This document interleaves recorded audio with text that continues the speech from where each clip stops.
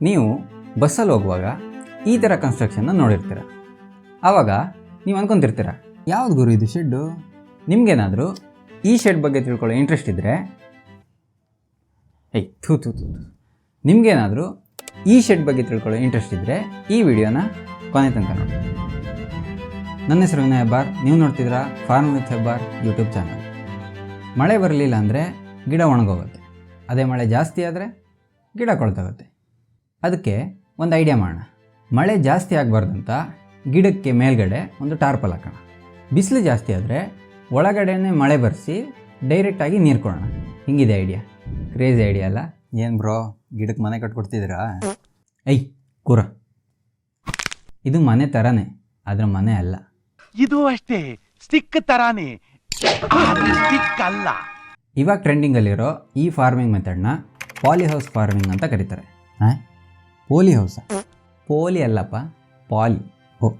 ಪಾಲಿನಾ? ಏನು bro poly house ಅಂದರೆ? Poly house ಅಂದರೆ ಪ್ರೊಟೆಕ್ಟೆಡ್ ಫಾರ್ಮಿಂಗ್ ಸ್ಟ್ರಕ್ಚರ್. ಇದರಲ್ಲಿ ಫಸ್ಟ್ ಒಂದು ಸ್ಟ್ರಕ್ಚರ್ ಮಾಡಿಕೊಂಡು ಮೆಟಲ್ ಪೋಲ್ಸಿಂದ ಒಂದು ಸ್ಟ್ರಕ್ಚರ್ ಮಾಡಿಕೊಂಡು ಈ ಥರ, ಆಮೇಲೆ ಅದರ ಮೇಲ್ಗಡೆ ಒಂದು ಪ್ಲಾಸ್ಟಿಕ್ ಶೀಟಿಂದ ಕವರ್ ಮಾಡಿ, ಸೈಡಲ್ಲೂ ಸಹ ಪ್ಲಾಸ್ಟಿಕ್ ಶೀಟ್ ಅಥವಾ ಮೆಶ್ಶಿಂದ ಕವರ್ ಮಾಡ್ತಾರೆ. ಇದ್ರ ಒಳಗಡೆ ಫಾರ್ಮಿಂಗ್ನ ಅಥವಾ ಅವರು ಬೆಳಿಬೇಕಾಗಿರೋ ಬೆಳೆನ ಬೆಳೀತಾರೆ. ಈ ಥರ ಫಾರ್ಮಿಂಗ್ ಮೆಥಡ್ನ ಫಾಲೋ ಮಾಡಿ ಕ್ಯಾಪ್ಸಿಕಮ್ಮು, ಕುಕುಂಬರು, ಸ್ಟ್ರಾಬೆರಿ, ಸೊಪ್ಪುಗಳು ಇದನ್ನೆಲ್ಲ ಬೆಳೆದು ಒಳ್ಳೆ ರೇಟ್ಗೆ ಮಾರ್ತಾಯಿದ್ದಾರೆ. ಅಲ್ಲ ಬ್ರೋ, ಇಷ್ಟೊಂದು ಕಷ್ಟಪಟ್ಕೊಂಡು ಪಾಲಿ ಹೌಸ್ ಒಳಗೆ ಯಾಕೆ ಬೆಳಿಬೇಕು? ಪಾಲಿ ಹೌಸ್ನ ಮೇಯ್ನಾಗಿ ಈ 5 ಪರ್ಪಸ್ಗೆ ಹಾಕ್ತಾರೆ. ಮೊದಲನೇದು ಕಡಿಮೆ ಮಳೆ ಅವಲಂಬನೆ. ಇದರಲ್ಲಿ ಬೆಳೆಗೆ ನೀರನ್ನು ಎನಿ ಟೈಮ್ ನೀರಾವರಿಯಿಂದ ಹಾಕೋದ್ರಿಂದ ಮಳೆ ಮೇಲೆ ಅಷ್ಟು ಡಿಪೆಂಡ್ ಆಗೋದು ಬೇಕಿಲ್ಲ. ಮಳೆ ಜಾಸ್ತಿ ಆಗಲಿ ಅಥವಾ ಕಡಿಮೆ ಆಗಲಿ ಅಷ್ಟು ತಲೆ ಕೆಡಿಸ್ಕೊಳ್ಳೋದು ಬೇಕಾಗಿಲ್ಲ. ಮಳೆನೇ ಬಂದಿಲ್ಲ ಅಂದರೆ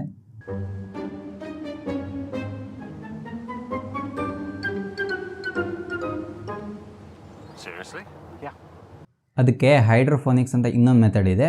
ಅದನ್ನು ನೆಕ್ಸ್ಟ್ ವೀಡಿಯೋದಲ್ಲಿ ಹೇಳ್ತೀನಿ. ನಿಮಗೂ ಅಷ್ಟೇ, ನೆಕ್ಸ್ಟ್ ವೀಡಿಯೋದಲ್ಲಿ ಹೇಳ್ತೀನಿ. ಚಾನಲ್ಗೆ ಸಬ್ಸ್ಕ್ರೈಬ್ ಮಾಡ್ಕೊಳ್ಳಿ. ಎರಡನೇ ರೀಸನ್ನು ಹೆಚ್ಚು ಈಲ್ಡ್. ಈ ಪಾಲಿ ಹೌಸ್ ಒಳಗಡೆ ಟೆಂಪ್ರೇಚರು, ಹ್ಯೂಮಿಡಿಟಿ ಮತ್ತು ವಾಟರ್ ಸಪ್ಲೈ ಎಲ್ಲದೂ ನಮ್ಮ ಕಂಟ್ರೋಲಲ್ಲೇ ಇರುತ್ತೆ. ಇದರಿಂದ ಬೆಳೆದು ಈಲ್ಡು ಆಬ್ವಿಯಸ್ಲಿ ಜಾಸ್ತಿ ಇರುತ್ತೆ. ಯಾಕಂದರೆ ಅದಕ್ಕೆ ಬೇಕಾಗಿರೋ ಆಪ್ಟಿಮಲ್ ಟೆಂಪ್ರೇಚರ್ ಮತ್ತು ಹ್ಯೂಮಿಡಿಟಿ ಸಿಗೋದ್ರಿಂದ. ಟೆಂಪ್ರೇಚರ್ ಮತ್ತು ಹ್ಯೂಮಿಡಿಟಿನೂ ಕಂಟ್ರೋಲ್ ಮಾಡ್ತೀಯ. ಆದರೆ ಯಾವುದಾದ್ರು ರೋಗ ಬಂದರೆ, ಪಾಲಿ ಹೌಸ್ ಒಳಗಡೆ ಸ್ಟಿಕ್ಕಿ ಟ್ರ್ಯಾಪ್ಸು ಮತ್ತು ವೀಡ್ ಮ್ಯಾಟ್ಗಳನ್ನ ಯೂಸ್ ಮಾಡೋದ್ರಿಂದ ನಿಮಗೆ ಆಲ್ರೆಡಿ 40 to 70% ಪೆಸ್ಟ್ ಅಟ್ಯಾಕ್ದು ಚಾನ್ಸಸ್ಸು ರಿಡ್ಯೂಸ್ ಆಗುತ್ತೆ. ಹಾಗೂ ಒಂದು ವೇಳೆ ಬಂದ್ರೂ ಮಿನಿಮಲ್ ಪೆಸ್ಟಿಸೈಡ್ಸಿಂದ ಅದನ್ನು ಕಂಟ್ರೋಲ್ ಮಾಡ್ಬೋದು. ಆರ್ಗ್ಯಾನಿಕ್ ಆದರೂ ಆಗಿರ್ಬೋದು, ಕೆಮಿಕಲ್ ಆದರೂ ಆಗಿರ್ಬೋದು. ಹಾಗಾಗಿ ಇದರ ಒಳಗಡೆ ರೋಗ ಸ್ಪ್ರೆಡ್ ಆಗೋ ಚಾನ್ಸಸ್ಸು ತುಂಬ ಕಡಿಮೆ. ಇದೆಲ್ಲ ಓಕೆ ಬ್ರೋ, ಆದರೆ ಮೇನ್ ಪಾಯಿಂಟ್ ಏನಪ್ಪ ಅಂದರೆ ಹೆಚ್ಚು ಪ್ರಾಫಿಟ್. ಈ ಪಾಲಿ ಹೌಸ್ನ ಹಾಕೋದು ಮೇಯ್ನ್ ಉದ್ದೇಶನೇ ಬೆಳೆಗಳನ್ನ ಆಫ್ ಸೀಸನಲ್ಲೂ ಬೆಳಿಬೋದು ಅಂತ. ಈ ಪಾಲಿ ಹೌಸ್ ಹಾಕೋದ್ರಿಂದ ಪ್ರಾಫಿಟ್ ಹೇಗೆ ಜಾಸ್ತಿ ಆಗುತ್ತೆ ಅನ್ನೋದಕ್ಕೆ ಒಂದು ಸಣ್ಣ ಎಕ್ಸಾಂಪಲ್ ಕೊಡ್ತೀನಿ ನೋಡಿ. ಈಗ ಎಲ್ಲ ರೈತರು ನಾರ್ಮಲ್ ಆಗಿ ಓಪನ್ ಫೀಲ್ಡಲ್ಲಿ ಟೊಮೆಟೊ ಬೆಳೆದಿದ್ದಾರೆ ಅಂತ ಅಂದ್ಕೊಳ್ಳಿ. ಆದರೆ ನೀನು ಮಾತ್ರ ಪಾಲಿ ಹೌಸ್ ಒಳಗಡೆ ಟೊಮೆಟೊ ಬೆಳೆದಿದೆ ಅಂತ ಅಂದ್ಕೊಂಡೆ. ಈಗ ಏಕಾಏಕಿ ಮಳೆ ಬಂದು ಎಲ್ಲ ಟೊಮೆಟೊನು ಕೊಳ್ತೋಗಿ ಟೊಮೆಟೊ ಸಾಸ್ ಆಗೋಯ್ತು. ಏನಾಯಿತು? ಟೊಮೆಟೊ ಸಾಸ್ ಆಗೋಯ್ತು. ಆದರೆ ನಿನ್ನ ಬೆಳೆ ಮಾತ್ರ ಹಾಗೇ ಇದೆ. ಈಗ ಮಾರ್ಕೆಟಲ್ಲಿ ಟೊಮೆಟೊದು ರೇಟ್ ಎಷ್ಟಾಗಿರುತ್ತೆ? ಮಿನಿಮಮ್ ಅಂದರೂ 100 ರೂಪಾಯಿ ಆಗಿರುತ್ತೆ. ಸೊ ಈ ಟೈಮಲ್ಲಿ ನೀನು ನಿನ್ನ ಬೆಳೆನ ಮಾರ್ಕೆಟಲ್ಲಿ ಮಾರಿದ್ರೆ ಎಷ್ಟು ರೇಟ್ ಸಿಗುತ್ತೆ?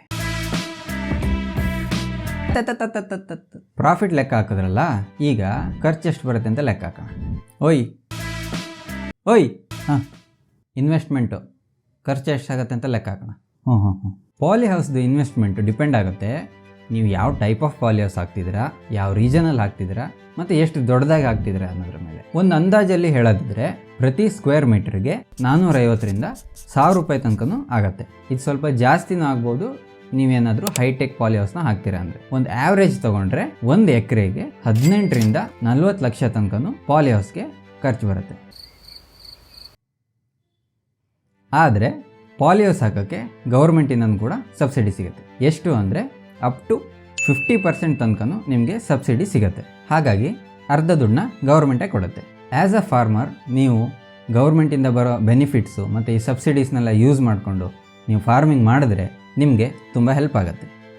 ನಿಮಗೇನಾದರೂ ಫಾರ್ಮಿಂಗ್ ಮಾಡಬೇಕು ಅನ್ನೋ ಆಸೆ ಇದ್ದು ಏನು ಫಾರ್ಮಿಂಗ್ ಮಾಡಬೇಕು ಅಂತ ಕನ್ಫ್ಯೂಸ್ ಆಗಿದ್ದರೆ ನಾನು ಈ ವಿಡಿಯೋನ ಕ್ಲಿಕ್ ಮಾಡಿ ಪೂರ್ತಿ ನೋಡಿ. ಆಮೇಲೆ ನಿಮ್ಮದೇ ಓನ್ ರಿಸರ್ಚ್ ಮಾಡಿ ನೀವು ಅಗ್ರಿಕಲ್ಚರ್ಗೆ ಬರ್ಬೋದು. ಯಾಕಂದರೆ ಅಗ್ರಿಕಲ್ಚರಲ್ಲಿ ಸಂಬಳ ಕಮ್ಮಿ ಇದ್ದರೂ ನೆಮ್ಮದಿ ಕಮ್ಮಿ ಇಲ್ಲ.